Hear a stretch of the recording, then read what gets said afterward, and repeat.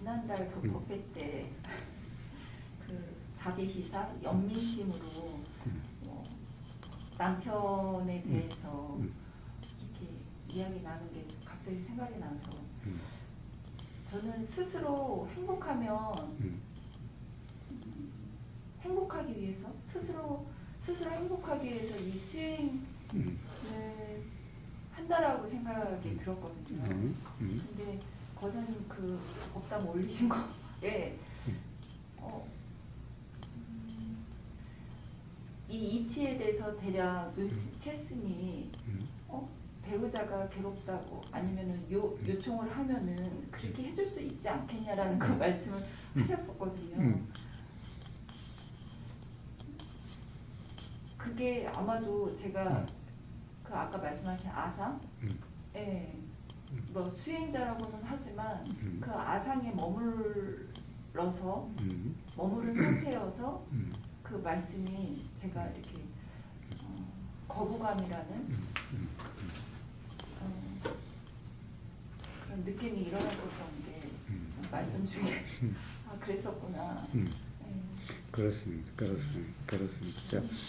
내일 아침에 하는 그 야단보수 주제가 인연과 감사지요. 인연과 감사예요. 아마 그런 내용들이지 않을까 생각이 되는데, 그리고 아상이 없으면 우리가 이 수행에서 뭐 진정한 행복이니 뭐 자유니라고 하는 그게 뭐냐 하면은 어떻게 보면은 아상이 없는 그 경험 상태를 이야기하는 거예요. 아상에 빠짐이 없는 그 경험 상태를 이야기를 해요. 아상이 있는 어떤 행복과 자유는 결국 상이라는 경험 상태예요. 그래서 근본적인 자유가 아니, 이 아상과 관계 없는 것에는 자유가 되는데, 평온이 되는데, 아상과 관계되는 문제만 발생하면은 이게 편안해질 수가 없어요. 그래서 이 근본적으로 아상으로부터의 자유, 이게 진정한 자유고 진정한 평화예요. 그래서 어떻게 보면 진정한 평화, 진정한 행복이라고 할 때 꼭 진정한이라고 붙이는 거예요. 세상 사람들이 생각하는 행복은 괴로움의 원인이 되는 행복인 거예요. 행복하면 그만큼 반드시 괴로움이 있게 돼요. 그러니까 괴로움과 행복은 똑같아요. 이 세상 모든 사람에게 똑같아요. 절대적인 양이 똑같아요. 왜 그래요? 괴로움과 행복이라는 건 동전의 양면과 같기 때문에 행복만큼 반드시 괴로움이 있어요. 이게 절대적인 양이 똑같아요. 그래서 동전의 양만 똑같아요. 그래서 세상 삶의 이해득실이 똑같다는 거예요. 지금. 누구에게도 올 수 있는 거예요. 예. 근데 그 동전이 양면인데 요 동전이 괴로움 쪽으로 저한테 왔을 때는 괴로운 거죠. 그러니까 이쪽 동면만 보일 때 그런 거예요. 네. 이쪽 동면 보일 때. 요거만 하고 싶은데 요게 뒤 앞으로 갔을 때는 안 행복한 거죠. 그러니까 절대 동면의 양면 한 면만 영원히 볼 수가 없어요. 그러니까요. 한 면만 영원히. 자, 그래서 근데 어느 순간에 저도 그런 거 생각 못 하고 살았을 때는 행복했어요. 근데 이제 이렇게 저도 나이가 들지만 애들도 나이가 드니까 이제 부모와 생각이 다르잖아요. 그걸 이제 삶의 경험에서 이렇게 왔을 때 이제 그게 저도 이제 이런 걸 대비 못했죠. 대비하고 살았으면 괜찮겠지만 그리고 서로 또 애들도 삶을 자기네들도 독립을 해야 되고 아니면 이런 과정 중에서 이게 잘 되면 괜찮은데 이제 그 자리 들어가니까 문제라. 자리 들어가니까 현실에 자리 들어가니까 그 자리 들어가든 안 들어가든 어쨌든 예, 근데 그렇죠. 그 순조롭게 막 자리 들어가는 그 말이긴 한데 독립 과정 중에서 이제 이렇게 부딪힐 때 이 생각이 다르잖아요. 부모와 이제 이 애들이 성장했기 때문에. 근데 이제 요게 정말 이렇게 동전의 양면이 이쪽으로만 가면 좋겠는데 이쪽으로 왔을 때 이 경험이 이제 나이가 들어야 할 수 있더라고요. 근데 그게 참 준비가 안 됐구나. 준비되거나 안 되거나 똑같겠죠. 똑같이. 예. 근데 그때 그걸 나이가 했을 때 들면 안 되고 굉장히 상관은 아프고 없는데. 괴롭죠. 자, 그런데 보세요. 미국으로 언제 가셨어요? 네, 고등학교? 아니 이제 몇 살 때? 2학년 때가 몇 3학년 때가? 그날 우리 쟤는 출산을 그렇게 했어요. 사실은 예. 아빠 딸하고 이제 가가지고 결혼을 하고 가서.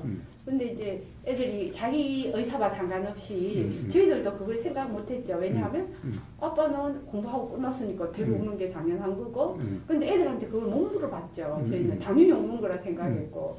근데 이제 여기 와서 성장을 해보니까 얘들 부딪히는 게 우리는 그냥 하면 살던 거니까 하면 되는데 얘들은 경험을 안 했기 때문에 그게 힘들었죠. 근데 힘든 게 힘든 건지도 우리는 몰랐어요. 사실 부모는. 얘들은 새로운 환경이었는데도 막 따라가면 그때만 해도 사는 거다 생각을 했고.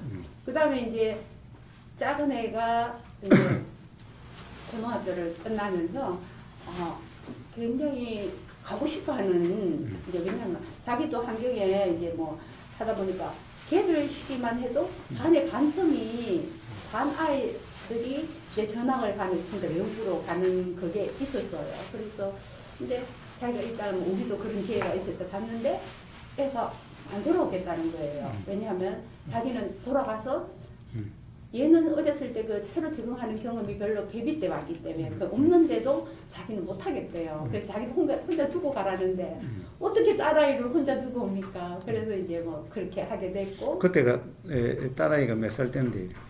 초등학교 6학년 때. 초등학교 6학년 때 벌써 네, 그런 이제 얘기를 가서 한다. 중학교 이제 들어가면서 거기 이제 중학교 경험을 1년 동안 하면서 이제 저희들은 큰아이를 두고 갔기 때문에 돌아오려고 그래요.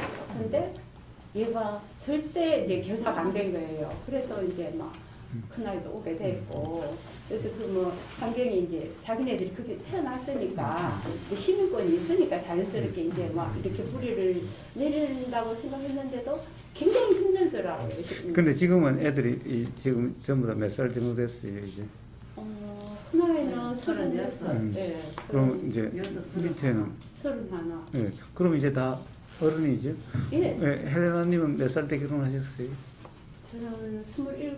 27때 결혼하셨죠? 38에 이 27때 결혼하셔가지고, 뭐 부모님이, 헬레나님의 부모님이 뭐 시키는 대로 그렇게 했어요. 그때부터는 헬레나님이 그냥 사셨죠? 예. 예. 뭐 애들은 지금 벌써 헬레나님 결혼할 때보다 더 나이들이 많죠? 예. 그런데 헬레나님이 이래라 저래라 하면 되겠어요? 그 이런 식으로 아는데요. 아는데 저도 그렇게 하고 싶었어요. 근데 그게 뭐 저는 애들을 키우면서 뭐 결혼이란 문제에 대해서는 크게 생각하지 않았어요. 저희 부부가. 왜냐하면 결혼은 해도 된다 안 해도 된다. 근데 이 직업은 선택이, 결혼은 선택이고 어떤 직업을 갖고 사는 건 필수다. 결혼은 필요할 때 해라. 이런 식으로 해서 결혼에 대해서 크게 우리가 서둘르거나 뭐 이런 걸 하지 않았어요, 사실은. 근데 그게 갑자기 닥치더라고요. 예, 그런데 네. 그것이 이론이요, 실제의 삶이었어요. 실제 삶으로 그렇게 했죠. 그러니까 실제의 삶이, 네. 헬레나님은 27살 때 결혼하셨는데, 네. 결혼하고 나서 뭐 부모가 뭐 이렇게 살아라 저렇게 살아라 막 그렇게 살았어요? 그때는 뭐 우리들이 사실은 식구가 많았잖아요. 그래서 하나하나 계획하고 뭐 이러로 저러로 뭐 그런 것도 없었죠. 예. 그러니까 27세 결혼해서 그렇게 살면서도 뭐 그런 게 없어도 살았는데, 예? 응? 애들이라고 왜 못 살 거라고 자꾸 생각을 하세요? 왜 꼭 간섭을 해야 된다고 생각하세요? 부모가 더 잘한다고 생각하세요? 왜? 아니, 그거는 아니었고요. 뭐 그런 가스보다도 이제 우리가 부딪힌 거는 그냥 놔둬도 우리가 이제 뭐 결혼에 대해서 네가 뭐 지금 뭐 결혼을 서둘러라 지금 결혼할 시기다 뭐 이런 건 사실 제가 하지 않았고 큰아이가 그때 이제 고등학을 이제 그냥 졸업을 하고 이제 인턴을 갔는데 제가 봤을 때는 이제 왜냐하면 결혼할 시기가 아니라는 거죠. 제가 이제 뭐 네가 결혼할 시기니까 이런 걸 뭐 지금 결혼을 믿는 건 아니지만 자, 그런데 어쨌든 그거는 헬레나님 생각. 그거는 본인의 삶은 본인의 삶인데, 어쨌든 헬레나님의 생각. 제가 그걸 이제 이걸 그 과정을 겪고 나니까 지금은 이제 이런 좀 떨어져서 알게 되는데 그때까지만 해도 제가 그걸 너무 몰랐어요. 그러니까 몰라서 그거는 힘들었다라는 거예요. 예. 몰라서 힘들었다는 거예요. 넘는 방법을 몰랐죠. 제가 꼭 이걸 뭐 애들하고 같이 있어야 그런데- 되는데 이런 생각. 그런데 교회 다니시면서 왜 예수님으로부터 배우지를 못해요? 그때만 해도 성당에 다녀도 마찬가지지 뭐 예수님은. 그 이제 제가 사실은 뭐 성당이라고 말씀드리는데 좀 애들하고 있으니까 좀 종교적으로 항상 제가 그 교회 그 뭐야 절에 대해서는 사실 제가 너무나 모르는 상태였고 그래서 이왕이면 종교를 좀 가지게 해야 되겠다. 왜냐하면 이제 조금 미국이라는 곳에도 한국 사람하고도 좀 이런 교류도 있어야 되겠고 종교를 가진다면 천주교였으면 좋겠다 이래가지고 저희들이 그러니까 온통 헬레나님 생각으로 삶을 이래야 된다 저래야 된다 그런 거잖아요 결국에는. 응? 그거는 이제 뭐 어렸을 때부터 저희가 이제 갔는데 가도 제가 이제 말씀드리고 싶은 건 뭐냐면은 이 말씀이 들어오지를 않았어요. 이제 제가 오늘 교회 갔다 왔는데 무슨 말 듣고 왔는지 사실 잘 모르고 이랬는데 그게 이제 어느 순간 이렇게 다니다 보니까 이제 오늘 신부님이 무슨 말씀을 했는가를 이제 남더라고요. 집에 오면 생각이 나요. 그전에 생각이 안 났어요. 근데 제가 가는 목적은 뭐였냐면 제가 이렇게라도 교회를 이렇게 일주일에 한 번씩이라도 2주에 한 번이라든가 일주일에 한 번이라도 가지 않으면 제 삶에 대해서 이제 반성을 한다는 생각으로 그때만 해도 제 짧은 생각으로는 내가 이거 이렇게 뭐 살면서 뭐를 잘못했구나 이런 걸 그래도 하루에 한 번이라도 느껴보자는 생각에서 그 종교라고. 아니 좋습니다. 예, 뭐 그거는 뭐 누구나 다 당연히 뭐 다 이유가 있어요 나라면. 저는 그런 얘기를 하려고 하는 게 아니라 예수님을 한번 보자는 거예요. 자, 예수님은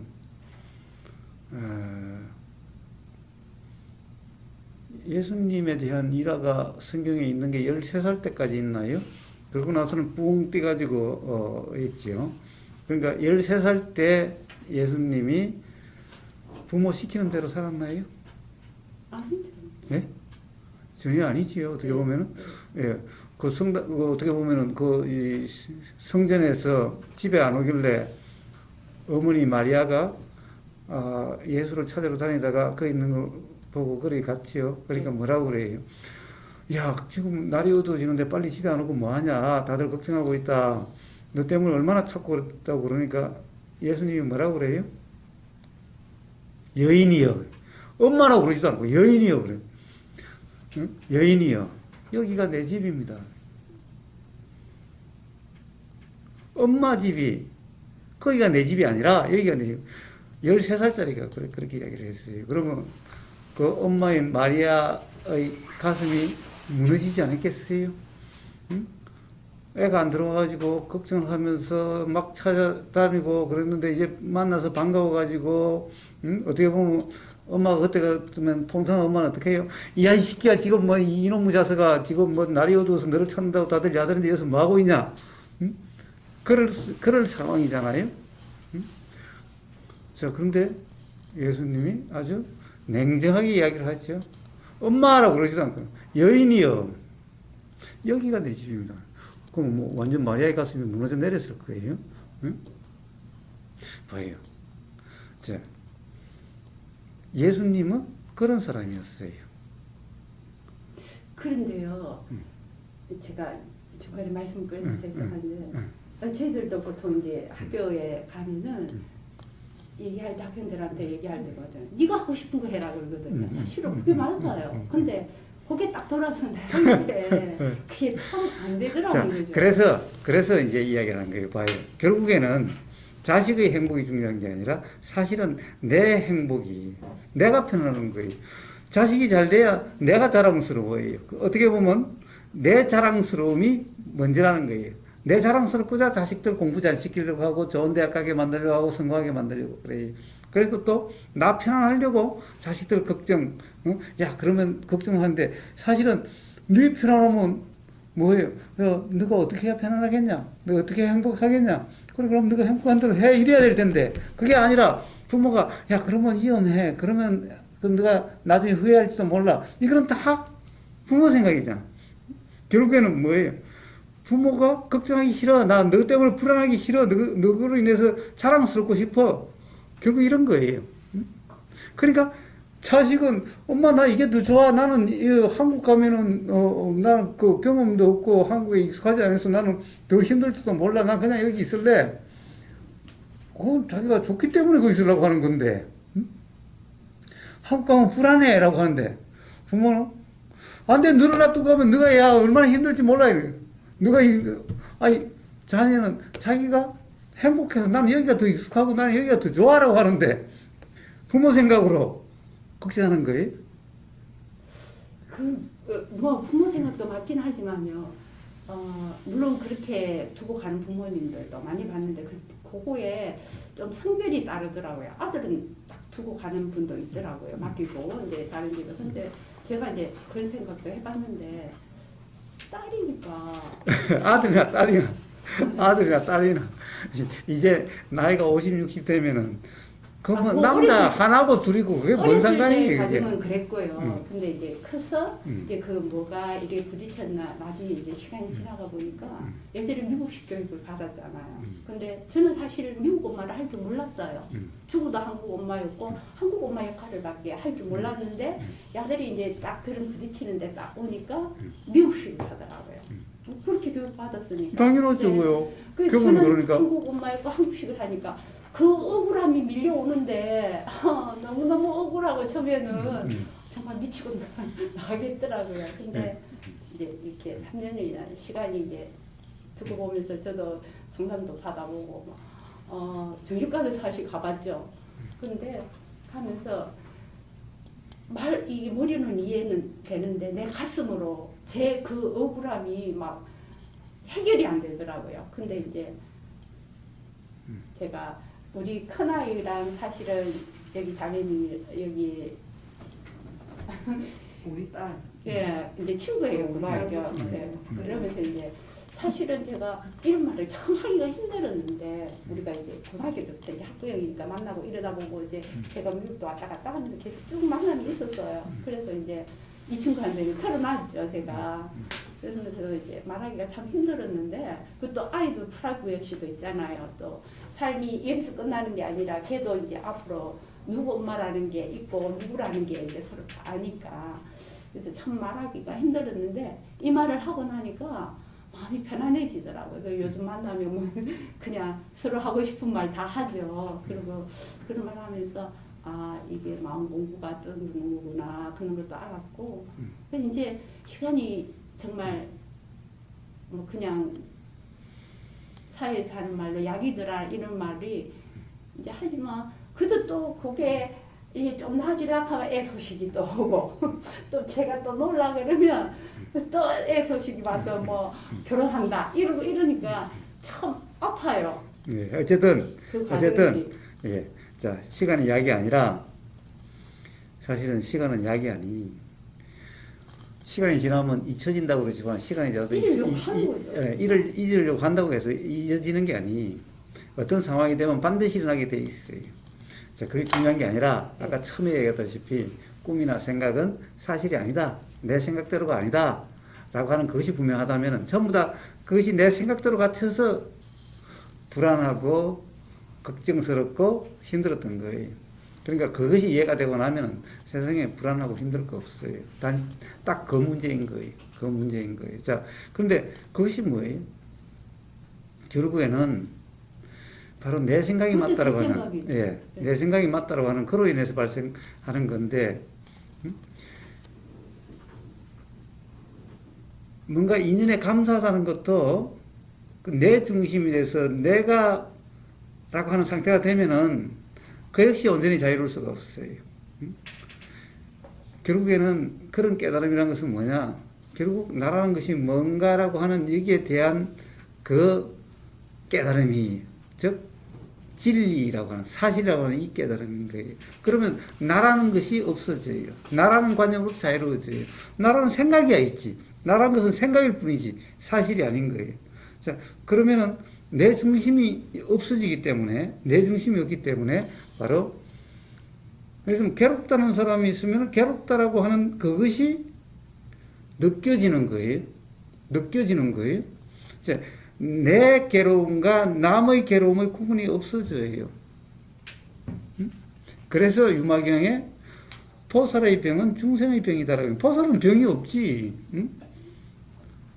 나라는 것이 뭔가 분명한 자각이 있으면은, 그러면 나는 병이 없지. 즉, 괴로움이 없지. 병이라는 것은 괴로움이 없지. 근데 주위에 내 인연된 사람이 또는 인연과 관계없도록 주위에서 괴롭다고 그런다.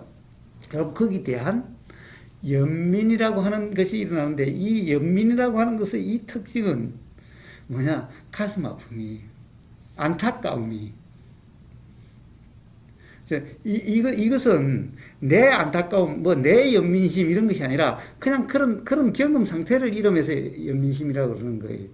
그럼 거기에 대해서 마음이 작용돼서 거기에 대해서 어떤 우러나는 것이 되는 것이 이게 사랑이라고 이름하는 거예요. 이게 이제 자라고 이야기하는 거예요.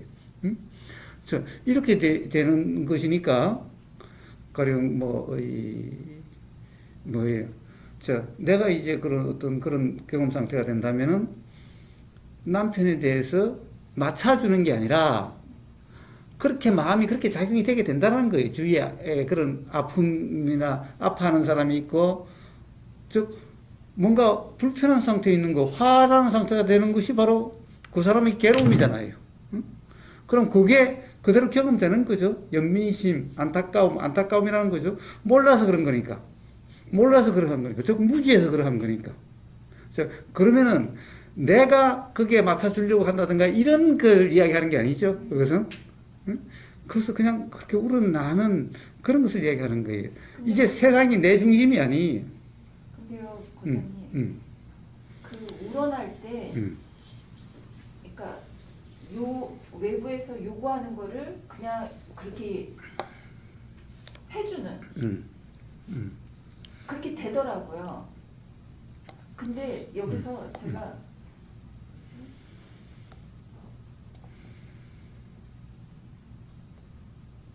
그러니까 그 사랑이라고 마지막에 사랑이라고 표현하셨을 때 저는 사랑은 되게 따뜻하고 포용해주고 그리고 외부에서 그러니까 상대방이 그렇게 표현하는 그런 것들을 그냥 다 아우른다.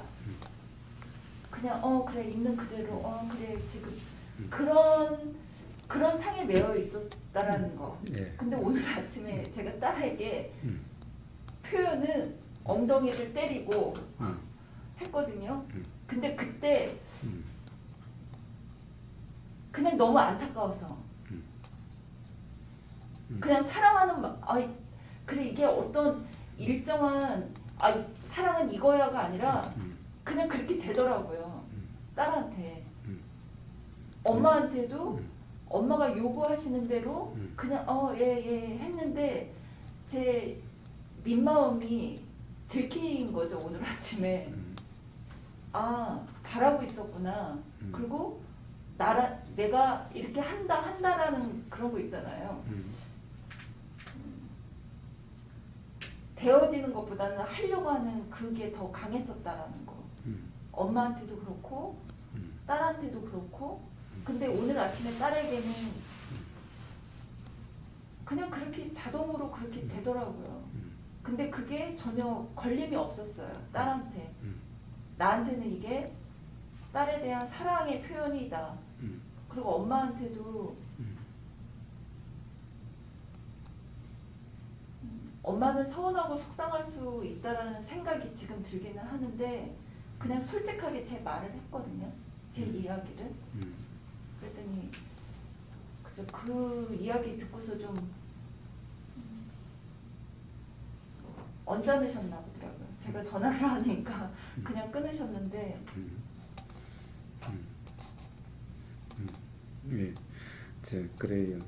사랑이라는 마음은요, 사랑은 관점이 아니, 다 잘해주는 게 사랑이 아니. 사랑이라는 것은 어떨 때는 희초리로 드러날 수도 있을 거고, 어떨 때는 따뜻거림으로 드러날 수도 있을 거고, 그거는 그때마다 다 다르게 드러나요. 상황에 따라 다르게 드러나요. 사랑의 모습은 항상 안아주고 포용하고 뭐든지 들어주는 것이 사랑이 아니. 그러면 사랑이라고 하는 관념이에요. 관념. 사랑은 어떨 때는 희초리로 드러나기도 하고, 네, 어떨 때는 큰 소리로 뭐라 할 수도 있는 거고, 어떨 때는 다독거려줄 수도 있고, 어떨 때는 말을 들어줄 수도 있지만, 어떨 때는 말을 들어주지 않는, 그렇게 드러날 수도 있는 거예요. 그래서 사랑이라는 것이 어떠해야 된다라고 하는 것은 규정할 수가 없어요. 관념적으로 그렇게 되려고 했었다라는 게. 그렇습니다. 예. 자, 그래서 생각으로 규정함이 없다면, 즉, 어떤 일어나는 생각대로는 착각이 없다면은, 예, 그것은 자연스럽게 그때 상황에 따라서 그렇게 작용이 돼요. 그런데 생각으로 규정하면은, 그러면 패턴이 있게 돼요. 어떻게 대하는지. 응? 그래서 이 사랑이라는 것은 생각으로 규정함이 없는 상태에서 우러나는 대로 이게 사랑이. 응? 응. 그렇지. 사랑이라는 것이 이래야 된다 저래야 된다 이건 사랑이 아니에요. 전부 다 관념일 뿐인 거예요. 응. 그래서 그 실제의 모습은 다 다르다 그런 거예요. 다 다르다. 그래서 중요한 것은 어떻게 해야 된다는 게 중요한 게 아니 규정함이 없는 경험 상태 이게 중요한 문제인 거예요. 그러면 저절로 그렇게 돼요. 그 상황에 따라서 그렇게 되어져 가요.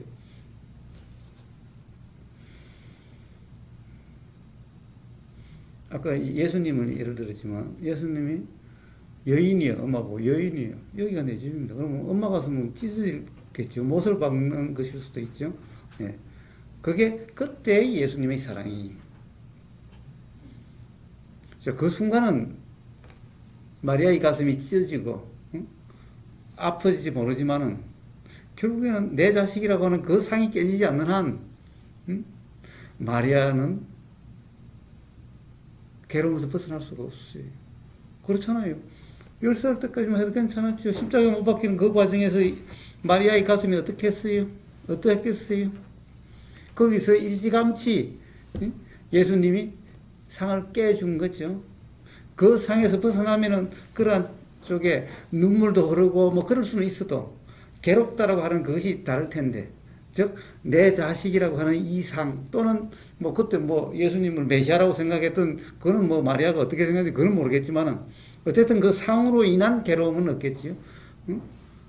뭐 그 마리아 아니어도 뭐 눈물도 흐를 수 있고 뭐 가슴이 아플 수도 있는 문제, 단지 그럴 수 있는 문제, 어떤 안타까움 또는 연민심 또는 뭐 어떤 그냥 느낌일 뿐인 그럴 수 있을 텐데, 내 자식 또는 뭐 하느님 아들이라고 하는 이런 상에 빠져 있다면은 그러면은 결국 생각의 느낌 뭐 여기로부터 벗어날 수가 없는 거죠. 예. 그래서 어떻게 보면은 거꾸로 자식 입장에서는 빨리 부모의 상을 깨야 부모가 괴롭지 않게 만드는 거예요. 자, 예수님처럼 일찌감치 마리아의 상을 빨리 깨야 돼요. 그래야 마리아가 괴롭지 않게 되는 거예요. 이게 엄마에 대한 사랑일 수가 있는 거예요. 엄마가 나한테 기대를 갖고 나한테 집착하게 하면은 뭐예요? 엄마가 괴롭게 돼. 엄마가 괴롭게 돼. 자식이 어떻게 엄마의 기대를 영원히 만족시킬 수가 있나? 그건 불가능한 일이에요. 불가능한 일이에요. 그렇게 할 수는 없는 거예요.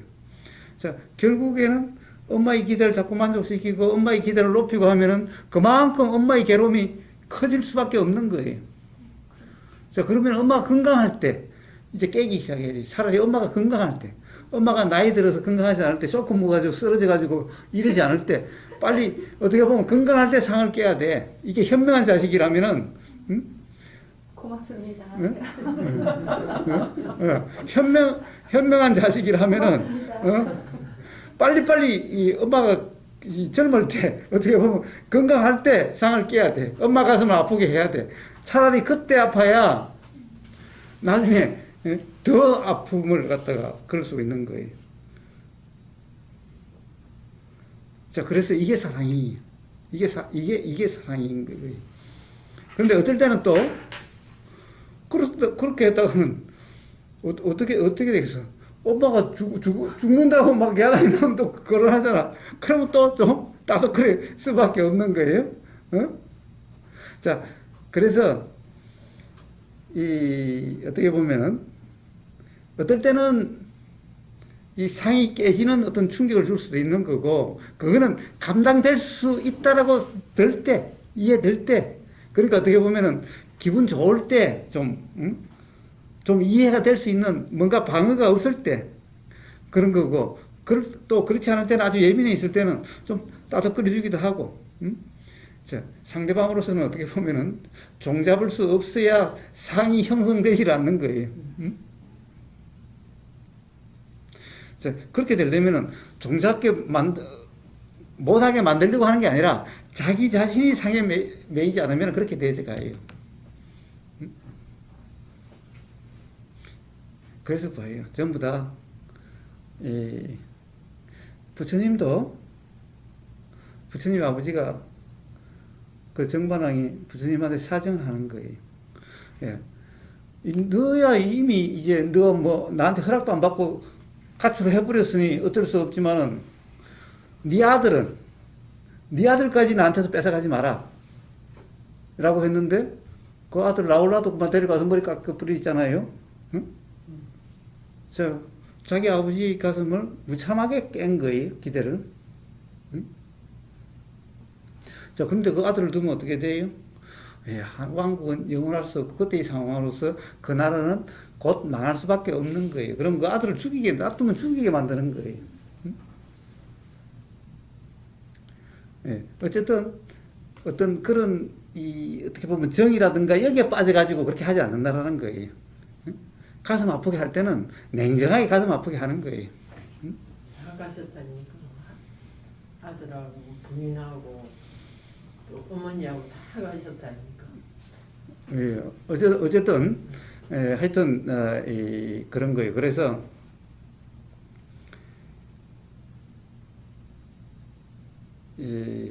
소위 말하는 성인들은 상대방에 대해서 기대감을 주지 않아요. 즉 상에 빠지도록 하지 않아요. 상을 키워주질 않아요. 어떻게 보면은 상을 깨주는 거예요. 상을 깨주는 거예요. 그래서 아예 기대하지 않도록 기대가 일어나지 않도록 만드는 거예요. 왜? 기대라는 것이 괴로움의 원인이 되는 거니까. 괴로움의 원인이 되는 거니까.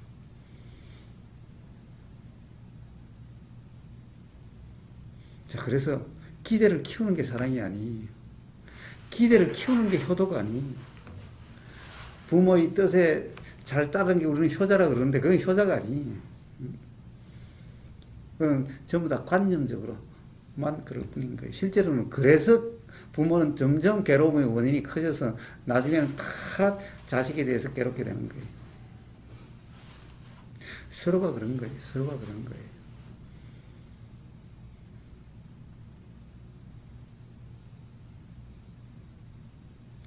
자, 그래서 결국에는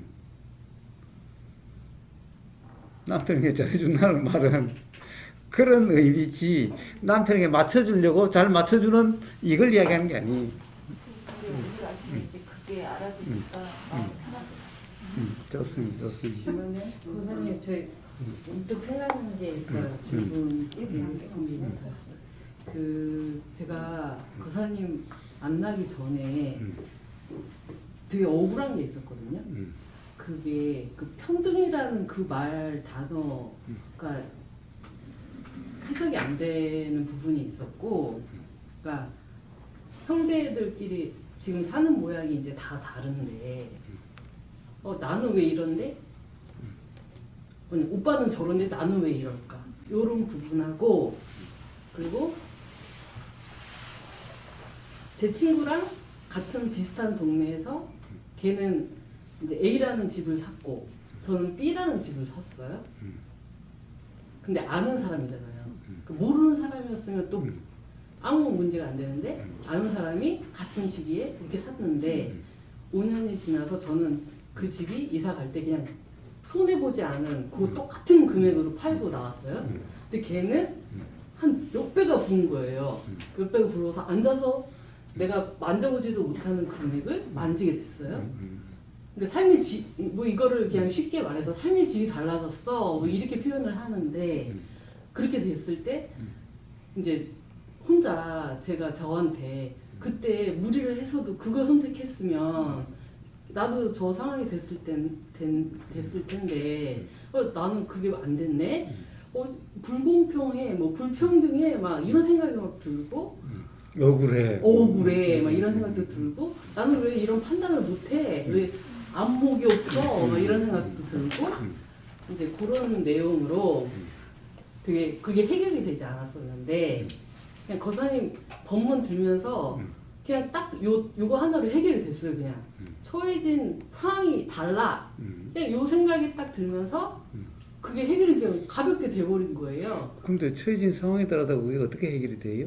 아니 나는 그게 왜 불평등해 라는 생각으로 계속 억울하다는 생각에 매여져 있었는데 그거를 선택할 수 있었던 상황도 다르고 그리고 나는 이걸 선택했던 그런 경험치로 나는 이걸 선택한 거고 걔는 걔의 경험치로 그걸 선택했기 때문에 시작점이 평등하다고 말을 갖다 붙일 수 없는 일이야. 이거는 비교를 하면 안 되는 일이었어. 그런 이해와 그리고 또 형제들 간의 차이가 이해가 안 됐던 부분이 같은 뱃속에서 나온 이런 표현을 많이 하잖아요. 부모님들이 같은 뱃속에서 나온 삼형제가 왜 사는 게 이렇게 다 다르니 이런 얘기를 들어서 그런지 큰아들은 너무 잘 살아. 막 집도 좋고 차도 좋고 다 좋아. 근데 나는 왜 이래? 이렇게만 생각했을 땐 이해가 안 되지만 또 그 사람은 그 사람의 자라오는 환경과 보이는 거와 체험되는 거와 경험되는 게 다 다른데 어떻게 그걸 평등하다고 보고 다르다는 거에 억울하다는 생각을 할 수가 있지? 그건 할 수가 없는 거구나 라는 이해가 되면서 그냥 이해가 된 거예요. 그래서 이제 그런 부분이 있었어요. 그런데 아직도 해결이 안 되는 게 이제 돈을 벌어야 되잖아요. 돈을. 이 돈에 대해서 해결이 잘 안 돼요. 저는 거사님께 해오소 때도 계속 이 돈에 대해서 질문을 좀 여러 번 했었었는데 거사님은 장사 잘 될 때도 그냥 잘 되면 잘 되는 대로 또 안 될 때도 안 되면 안 되는 대로 그렇게 말씀을 해주셨단 말이에요. 근데 잘 되면 막 업됐다가 또 장사 안 되면 그냥 막 축 처졌다가 이거에 그냥 반복인 거예요. 거사님 말씀하신 대로 냉탕 온탕을 그냥 매번 왔다 갔다 하는 거예요. 그래서 그때 그 돈에 대한 고민을 좀 많이 했을 때 내 시골로 가야 돼. 이런 생각을 했어요. 이 일도 이제 정리하고 집도 정리하고 왜냐면 이 상황을 유지를 하려니 일을 해야 되고 일이 안 되면 이 유지가 안 되니까 막 더 스트레스가 되고 이거의 반복이니까 씀씀이와 내가 갖고 있는 것들을 줄이고 그럴 일도 사이즈를 줄이고 이러려면 나는 이제 시골로 가서 살아야 되나 막 이런 생각을 하던 차에 거사님께서 그 말씀을 또 해주셨단 말이에요.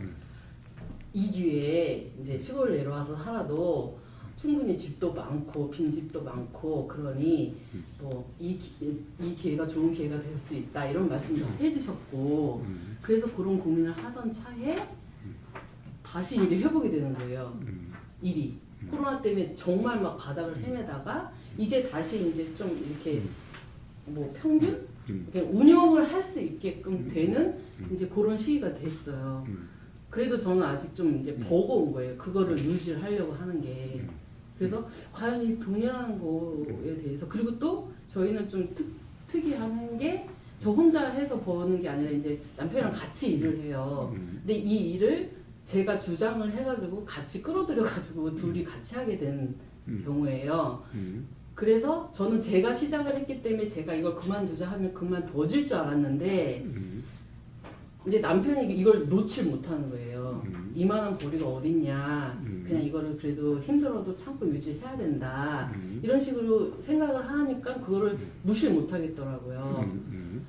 그런데 저는 버겁다는 생각을 좀 많이 이렇게 육체적으로나 체력적으로는 이렇게 좀 힘들다는 생각을 좀 많이 들어요. 그리고 저도 생각이 왔다 갔다 하니까 남편한테 이렇게 이러이러이러기 때문에 우리가 살림살이를 줄여서 살아보자라는 얘기를 좀 규모 있게 이렇게 조리 있게 못 하겠더라고요. 그래서 이거는 왜 조리 있게 못하는 이유는 내가 돈에 대한 생각이 모르기 때문에 이런 상황이 벌어지는 거다라는 생각이 들어서 과연 돈이라는 거 그거에 대해서 여쭤보고 싶어요. 돈이 뭔가, 돈이라는 것을 뭐 모르지는 않을 거고, 자, 그 이전에 그것부터 먼저 이야기해 봅시다. 평등이라는 것부터. 평등이라는 것부터. 예. 우리가 우스갯소리로 이야기하죠. 하나님은 평등하시다고. 자, 평등하다는 뭐예요? 이 세상 모든 사람에게 다 평등하다는 거죠. 근데 이 세상 사람들은 다 어때요? 잘난 사람, 못난 사람, 부자, 가난한 사람, 뭐, 우리가 생각하는 오만 사람들이 다 있죠. 자, 그런데 하나님은 평등하시다라고 그래요. 이해가 되세요? 하나님이 왜 평등한지? 응? 왜 평등한지 이해가 되세요? 응? 그러면은 어느 부분에서 평등하다고 네. 하는 건지 모르겠어요. 예, 그러면은 불평등한 건가요? 하나님은 평등하시지 못한 건가? 어때요? 어떻게 생각하세요? 하나님은 평등하신가요? 하나님은 이론상으로 말씀하시는 건 맞는데 우리 실생활에 그게 안 되는 거 아닙니까? 이론상으로 평등하다는 것은 이해가 돼요? 이론상으로는 다 평등하게 살면 좋겠지만 그 안 되는 걸 저는 평등이란 말이 있는 것 같아요. 예, 그러면 하나님이 평등하시다는 말은 옳은 말이 아니네요. 그러니까 그 어떤 꼰대에서 사람은 뭐 돈 많고, 어떤 사람은 공부 잘하고, 어떤 사람은 돈도 없고 공부도 못하고, 응? 어떤 사람은 이쁘고, 어떤 사람은 안 이쁘고, 자, 세상에 뭐가 평등하다는 거지? 근데 그때 성경이 만들어졌을 때는 이렇게 물질적인 풍요 그도 이만큼 많이 안 됐을 때 얘기라서 그런 거 그때도 아닙니까? 카인과 아벨이라고 네. 하는 것은 그런 서로 불평등이라고 느껴지니까 그런 일이 났겠지요. 예. 어쨌든 불평등이라고 생각되는 것은 네. 뭐 어떤 시대냐에 막론하고 예. 있을 수 있는 일이죠. 예. 카인과 아벨도 불평등이라고 생각하니까 그런 일이 난 거죠. 네. 그러니까 뭐 지금 같은 그런 세상이 아니어서 그런 말이 있다라고 얘기할 수 없는 거죠. 평등이라는 바램은 맞는 것 같은데요. 음. 그게 우리 현실하고는 정말 안 맞는 거라고. 그 기준이 그게 아닐까요? 그 누구나 다 공기를 마시고 거선이 항상 말씀하시는 누구나 다 들리는 건 돈 아닌데 안 들리는 예, 예. 자, 아까 이야기했던 것 같은데, 누구나 행복과 괴로움이 똑같기 때문에 평등하다라고 본 거예요. 자, 왜 돈을 벌려고 해요? 예. 행복하려고 돈 벌려고 하는 거죠. 있으면 있는 대로 행복하고 없으면 없는 대로. 그런데 행복이라고 하는 점에서 돈 있는 사람이나 돈 없는 사람이나 행복한 것이 똑같기 때문에 평등하다고 얘기하는 거예요. 아, 예. 예. 진리가 자유로워. 이 세상 모든 사람에게 바로 행복하다, 괴롭다라는 그 양이 똑같아요. 어떤 사람은 행복이 더 많고 괴로움이 적고가 아니라 모든 사람은 행복과 불행이 똑같아요. 그러니까 평등한 거예요. 자, 행복이 큰 사람은 괴로움도 크고, 행복이 적은 사람은 괴로움도 적어요. 응? 자, 그래서 공평한 거고, 그래서 평등해요. 응? 즉, 행복과 불행이 똑같다는 것은 뭐예요? 똑같다는 것은 어떤 사람이 더 행복하고 어떤 사람이 더 불행하다고 얘기할 수가 없어요. 그래서 평등한 거예요. 이 세상 모든 사람은 다 그래요. 예외 없이. 자, 그건 또 다른 말로 무슨 말이에요? 삶의 모든 경험은 이해 득실이 똑같아요. 모든 경험, 우리가 가령 사업이 망한다 라고 하면, 사업이 망하면은 이거는 실만 있고 덕은 없다. 즉 손해만 있고 이익은 없다라고 그럴지 몰라도 사업이 망한다라고 하는 이 경험에도 이 이익과 손해가 똑같아요. 사업 성공한다라고 하는 것도 이익과 손해가 똑같아요. 자, 그래서 도인은, 성인은 성공을 취하고 실패를 버리지 않아요. 그냥 성공이라고 하는 경험이 그냥 성공이라는 경험, 실패라는 경험이 그냥 실패라는 경험이지, 실패하지 않으려고 성공하려고 하지 않아요. 성공이 취해지면 성공이 취해지는 대로, 실패가 취해지면 실패가 취해지는 대로 그냥 취해지는 그대로의 삶이. 자, 치사 선택하지 않아요. 왜? 이해 덕시 똑같으니까. 행불행이 똑같으니까. 이걸 해가지고 행복이 더 크면은 당연히 이걸 선택해야 되겠지. 이걸 선택하면은 행복보다 괴로움이 더 크면은 이걸 선택하지 않아야 되겠지. 그러나 이것도 행복과 불행, 이해 덕시 똑같고, 이것도 행, 불행, 이해 덕시 똑같으니까 선택한다는 게 의미가 없어요. 그래서 선택하지 않아요. 그냥 처해지는 대로 해, 그냥. 자, 그래서 하나님은 평등하다고 얘기하는 거예요. 돈 많으면 행복한 거 같죠? 돈 많아서 행복한 만큼 괴로움도 더 크고, 그만큼 똑같아요. 동전의 양과 똑같아요. 아까도 얘기했다시피. 예. 상황 망하면은 괴로운 것 같죠? 예. 사실은 거기에 대해서도 잃은 것만큼 얻은 것이 똑같아요. 자식에 대한 것도 마찬가지. 다 똑같아요. 예. 자, 그래서 그래요. 그래서 평등한 거예요. 그래서 어떤 사람에게, 야, 너는 더 행복만 주고, 어떤 사람은 괴로움만 주고, 이런 거 없어요. 다 똑같아요. 이 세상 사람은 행복한 것 같아도 행복한 것만큼 반드시 괴롭게 돼 있어요. 어떤 사람은 괴롭다고 그러지만 괴로운 것만큼 행복이 경험되게 돼 있어요. 그래서 평등한 거예요. 예. 그냥 어떤 경우만 보면은 행복한 것 같고, 행복만 있는 것 같고, 어떤 경우만 보면 괴로움만 있는 것 같아요. 예, 그거는 왜 그래요? 자기 생각대로라고 하는 착각 때문에 그래요. 응? 자, 어떤 일을 볼 때 생각에 따라 사람마다 다 달라요. 어떤 사람은 사업이 망하면요, 홀가분하다는 사람도 있을 수가 있어요. 야, 사업 때문에 그거 유지하려고 얼마나 고생을 했는데, 응? 차라리 망해버리니까, 아이, 쏘기 시원하네. 차라리 망해버리니까. 이럴 수도 있어요. 응? 거기에 얽매여서 살았던 거 생각하면은, 아예 진짜 아무것도 없으니까 정말 쏘기 시원해질 수도 있어요. 응? 결국은 뭐예요? 생각에 따라서요. 생각에 따라서. 응? 결국에는 요 생각이 사실한 착각 상태가 되면은, 그러면은 행복하다, 괴롭다, 요게 행복한 것만 있는 것 같고, 괴로운 것만 있는 것 같아요. 그런데 아까도 이야기했다시피, 지금 당장은 행복하다는 것만 있는 것 같은 사람은 상황이 조금만 달라지면 그만큼 괴롭다라는 상황이 돼버려요. 지금 괴로움만 있는 사람이 어떤 상황이 바뀌면요, 행복하다가 있게 돼요. 그만큼. 정말 괴로운 사람은 조그마한 데서도 엄청나게 기쁨을 느낄 수가 있어요.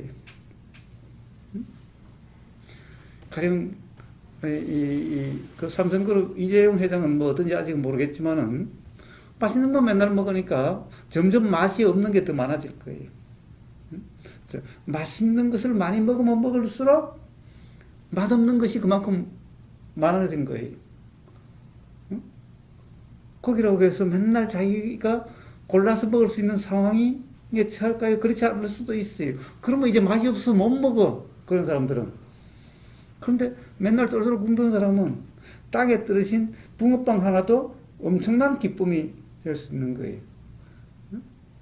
기쁨이라고 하는 거야. 땅에 떨어진 붕어빵을 좀 먹든지 신라호텔에서 먹는 건지, 가령 기쁘다라고 느끼는 그 강도의 차이로 본다면은 신라호텔에서 이재용 회장이 뭐 몇백만 원짜리 음식을 먹는 거하고 땅에 떨어진 붕어빵, 아니면 누가 쓰레기통에 먹다가 너무 많아가지고 그냥 봉지채로 버린 거 쭉 먹는 그 붕어빵하고 느꼈을 때의 맛의 기쁨의 강도 차이, 오히려 그게 훨씬 더 클 수도 있어요. 괴로움이라는 것도 똑같아요. 그런데 문제는 생각으로 규정함이 없다면요, 어떤 경험에서도 괴로움이 경험되질 않아. 어떤 경험에서도. 우리가 봐요. 행복이라고 하는 걸 잘 봐요. 그냥 애들 놀이공원에 가면은 바이킹 타면 봐요. 애들은 막 신나 죽으려고 그러죠. 어른들은 타면 막 괴로워 죽으려고 그래요. 네. 응? 아니 세상에 어떻게 하나는 신나 죽을 수가 있고 하나는 괴로워 죽을 수가 있지? 똑같은 걸 타고서 엄마하고 아들하고 아버지하고 아들하고 타면 어때요? 아버지는 괴로워 죽을 것 같고 아들은 즐거워 죽을 것 같은 거예요. 이게 어떻게 이런 일이 일어나지? 똑같은 걸 타면서? 네, 바로 행복과 괴로움은 바로 이런 거죠. 응? 이런 거예요. 실제로는 뭐예요? 바이킹 타는 거야. 둘 다 바이킹 타는 거야. 자기 생각에 빠지니까 한 사람은 행복하다는 생각에 빠지니까 행복하고 한 사람은 괴롭다는 생각에 빠지니까 괴로운 거예요. 행복과 괴로움은 이런 거예요. 그런데 봐요. 생각으로 규정함이 없으면 바이킹 타는 것은 그냥 바이킹 타는 거예요. 응? 그럼 그 순간의 경험은 그 경험이니까 예, 바로 그 경험은 맨날 똑같은 경험이 아니죠. 그 자체가 맨날 새로운 경험이에요. 맨날 생각으로 규정하니까 똑같은 것 같고 막 괴로움의 연속인 것 같고 행복의 연속 같아도 그런 일은 없는 거예요. 실제 경험은 매 순간 똑같은 경험은 단 한 순간도 없어요. 이게 진정한 행복이라는 거예요. 예, 자 바로 여기에는 괴로움도 없고 행복도 없는데 그러면 이런 괴로움도 없고 행복, 세상 사람들이 이야기하는 괴로움도 없고 행복도 없는데 그러면 이 자체가 괴로움도 없고 행복이 없으면 어떤 건가? 이걸 부처님은 진정한 행복이라 그런 거예요. 이런 경험 상태를. 자, 이 경험 상태는 어떤 경험이어도 그러해요. 자, 그래요. 다른 사람들이 봐요. 어느 누구든 생각에 빠지면 어때요? 행복한데, 요 행복하다고 느끼는 것만큼 반드시 상황만 바뀌면 괴롭다는 게 느껴져서 똑같아요. 그런데 실제로 생각에 빠짐이 없으면 요 순간 경험되는 것은 이 세상 모든 사람이 다 똑같은 경험 사실은 똑같아요. 이거는 괴로움도 이 행복도 아닌 진정한 행복이라고 이름할 수 있는 이런 거예요. 이게 누구나 그러해요. 자, 그래서 공평해요. 자, 생각에 빠진 것은 착각이고 무지라고 그래요. 행복하다는 것 같아도 행복하면 이 경험이 있는 사람은 반드시 이만큼 다른 경험이 있게 되면 괴롭다는 것이 돼요. 이 이야기 절대적으로 똑같아요. 그래서 평등해요. 누구나 똑같아요. 괴로움의 양과 행복이라는 양은 누구나 똑같아요. 그리고 또 실제로 생각에 빠짐이 없으면 경험되고 있는 이 사실은 이 세상 모든 사람이 다 똑같게 경험돼요. 어떤 사람에게는 아예 다르게 경험되고 어떤 사람은 그렇게 경험되지 않는 이런 사람은 없어요. 누구나 그 순간의 경험 사실은 똑같아요. 자, 그래서 평등한 거예요. 자, 그렇다고 한다면 돈이라는 것이 무슨 의미가 있는 건가요? 네? 자, 돈이라는 것은 뭐예요? 돈이 많으면 행복하게 되면은 돈은 많아야 돼요. 돈 많은 사람이 다 행복해요? 돈 많은 키만 하면 다 행복해요? 봐요. 돈 많은 사람 중에 괴로운 사람 많지요? 응? 돈 없으면 누구나 다 괴로워요? 그러면 돈은 반드시 있어야 되죠. 돈 없다고 해서 다 괴로워지나요? 한번 쉽게 생각하면 예수님 돈 한 푼 없고 부처님 돈 한 푼 없어서 맨날 빌어먹고 소크라테스 맨날 그랬어요. 그냥 그 사람들은 보면 그래요. 공자도 봐요. 상갓집 개라고 그랬어요. 상갓집, 왜 상갓집 개예요? 상갓집에 가면 배불리 먹을 수 있으니까 상갓집에 맨날 가는 거예요. 그러니까 상갓집 개야. 개는 상갓집 되면 반드시 가는 거예요. 왜? 고기 뼈다귀가 많이 나오니까. 공자가 왜 상갓집 개라는 별명이 있어요? 맨날 쫄쫄 굽다 보니까 상갓집에 가면 누구든지 다 오면은 다 받아주니까 가서 한 그릇 밥 얻어 먹으니까 그런 데 가는 거예요. 응? 봐요. 이렇게 세상에 세계의 4대 성이라고 하는 사람이 전부 다 돈 없는 사람들이에요. 교회가 돈 많지 예수님이 돈 많아요? 응? 돈이 없으면 승인이라고 배우면 되는데. 부처님은 돈이 없지요? 부처님 절이 돈이 많지 부처님이 돈이 어디 있어요? 응? 부처님 돈 어떻게 쓸 겁니까? 못 쓰는데. 자, 아무튼 자, 그래요. 근데 왜 돈이 꼭 필요하죠? 응? 왜 돈 때문에 불편한 거냐? 돈에 대한 생각이 사실은 착각 때문에 불편한 거예요. 응? 돈 없으면 못 산다? 그거는 어떤 돈 없으면 못 산다는 생각에 빠져서 그런 거예요.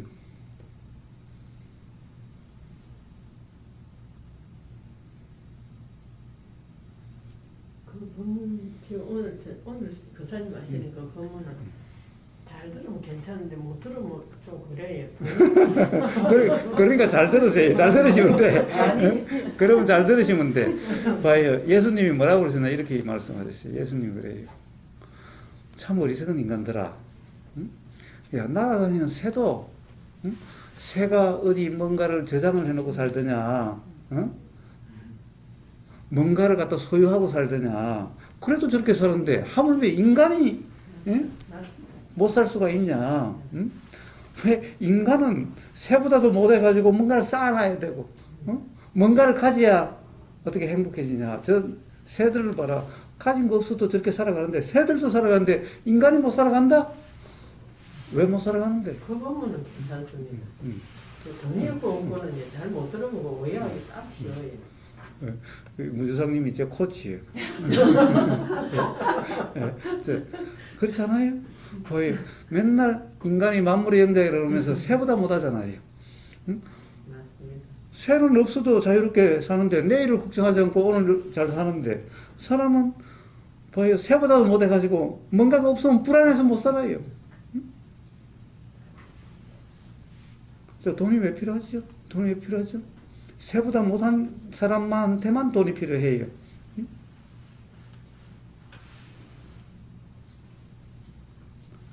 근데 새보다 못한 사람은 뭔가요? 자기 생각이 사실이라고 하는 생각에 빠져가지고 결국 이 세상은 이렇게 살아야 된다 저렇게 살아야 된다 요게 잘 사는 거야 요게 못 사는 거야 라고 하는 그 생각에 빠져가지고 뭔가를 자꾸 쌓으려고 하고 자꾸 어떻게 요런 정도는 살아야지 라고 하니까 돈이 없으면 불안하고 이렇게 되는 거죠. 응? 예. 그 봐요. 사업 망하면은 애들 데리고 자살하는 사람들 가만히 봐요. 응? 예. 돈 없으면 사람들이 자꾸 못 산다는 거예요. 차라리 자기가 못 키우고 되면 고아원에 갖다 줘. 고아원에 갖다 주면 저 프랑스 가서 장관 될 수도 있는데. 응? 예. 사실 돈 없으면 간다. 고아들도 다 어떻게든 살아가고 다 살아가요. 응?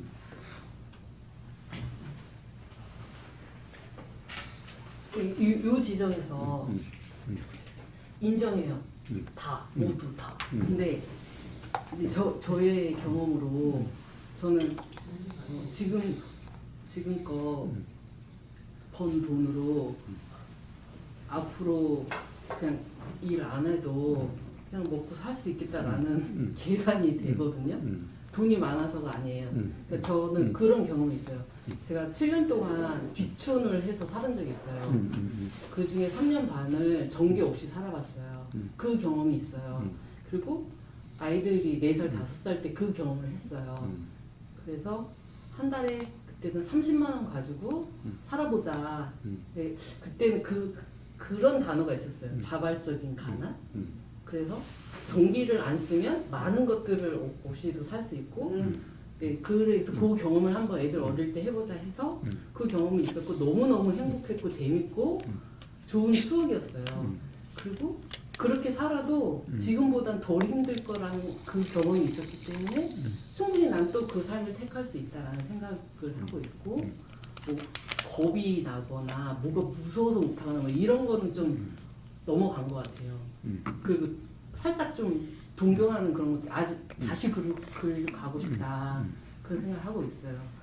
그런데 이제 지금 스웨이드에 있는 상황은 나는 그런 마음을 하고 있는데 아니에요. 저희 애들은 다 컸어요. 저희 애들도 저희는 애들은 이제가 안 돼요. 저희는 다 20살이 넘었고 경제적인 독립 그리고 저런 거 몰라. 네 그냥 독립을 다 했어요. 그럴 필요가 없네. 아니 그런데 남편은 아닌 거잖아요. 그 마음이 아니에요. 그때는 그 마음이 같았는데 지금은 그 마음 그게 이제 그걸 못 놓더라고요. 이제 도민들은 전부 다 혼자 살아. 언니네가 혼자 살아. 안 되면. 나 지금 갔다 와. 제가 가만히 보니까 여자들은 나이가 들면은 남자는 다 버려야 되고 그래야 행복하고 남자들은 어째든지 여자를 붙잡고 살아야 행복하고 아니 그때도 그 삶을 제가 주도하에 가자고 꼬셨는데 제가 그렇게 꼬셨었어요. 내가 너 선비처럼 살 수 있게 해줄게. 그걸 왜 해줘?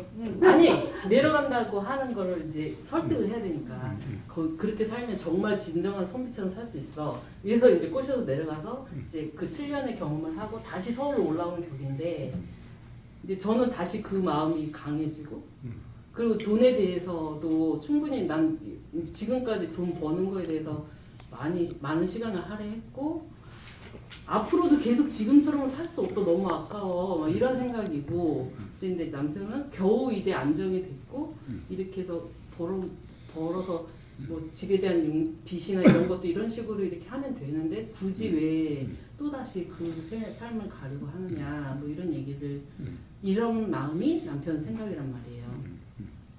그런데 제가 또 무주상에 대해서 계속 듣다 보면 이거를 강요를 해서 그 삶을 이 삶의 모양을 형태를 바꿔서 옮기는 것이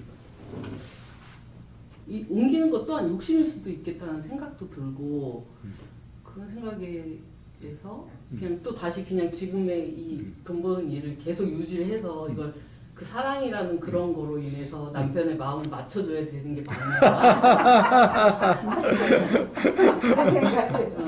참으로 어렵고 난감한 문제가 있네. 그런데 보세요.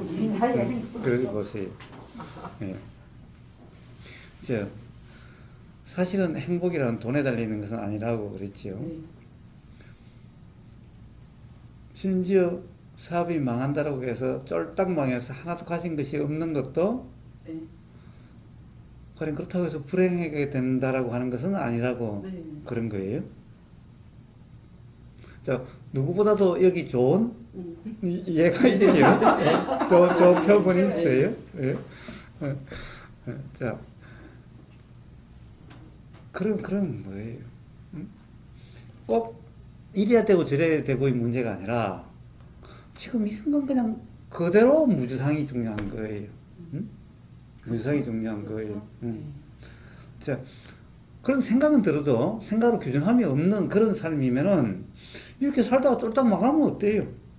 망하면 이제 남편하고 저야 시골에 가면 빈집도 있다는데 우리 옛날에 살아봤으니까 들어가자. 그럼 그때야 남편이 잘 따라오겠지. 아직 때가 아닌 거예요? 그러니까 가령 남편이 그렇다고 한다면은 남편하고 같이 갈 때는 아니지. 뭐 남편 두고 갈 수 있는 거야. 뭐 언제든지 뭐 할 수는 있겠지. 남편하고 같이 갈 때는 아니겠지. 이제 그렇게 생각한다면은 남편은 쫄딱 망해야 이제 그러면 죽어야 된다는 생각도 들겠지만은 뭐로 죽냐. 우리 옛날에 시골에 살듯이 가서 그렇게 살면 되지. 응? 저 마을 옆에 가가지고 빈집 하나 얻어가지고 뭐 그렇게 살면 되지. 응? 자, 그러면 남편도 다른 선택이 없으면은 뭐 따라 나서겠지. 응?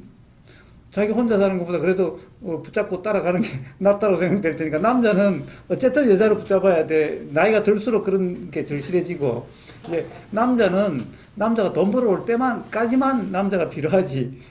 그 다음에는 별로 필요가 없거든 사실. 귀찮게만 하지.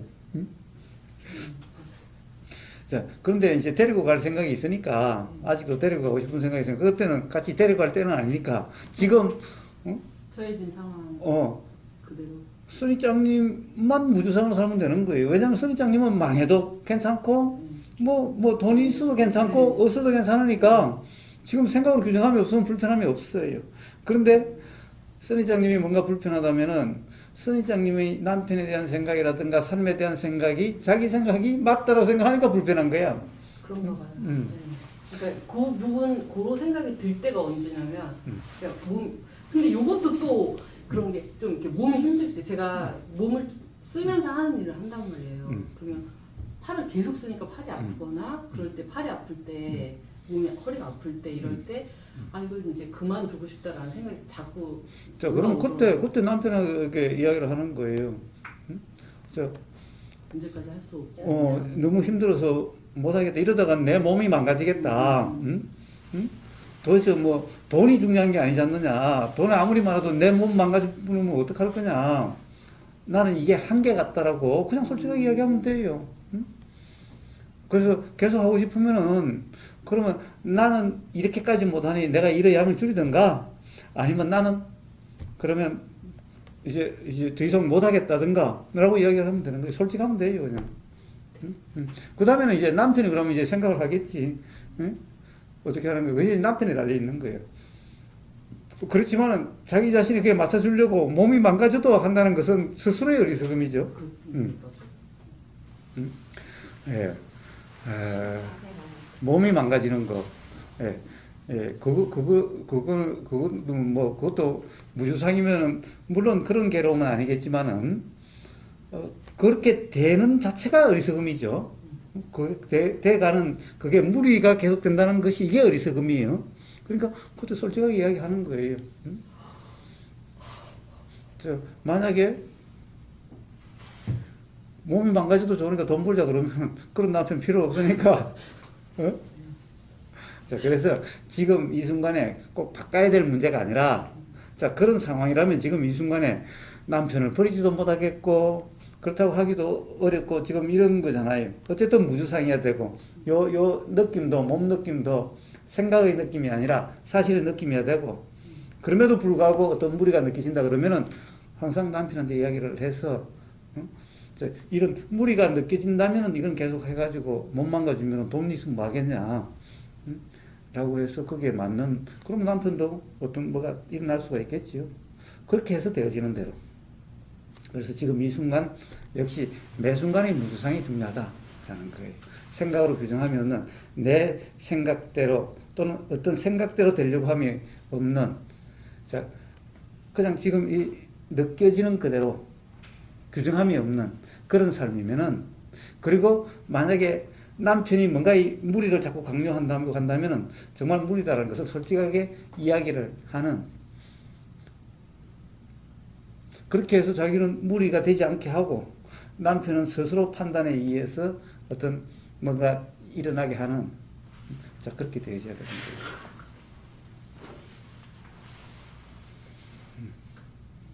그래서 돈의 문제 이런 게 아니고 평등, 하느님은 평등하시다라는 거예요. 그게 진리다라는 거예요.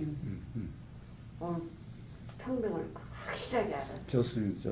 예. 확실하게 알았어요.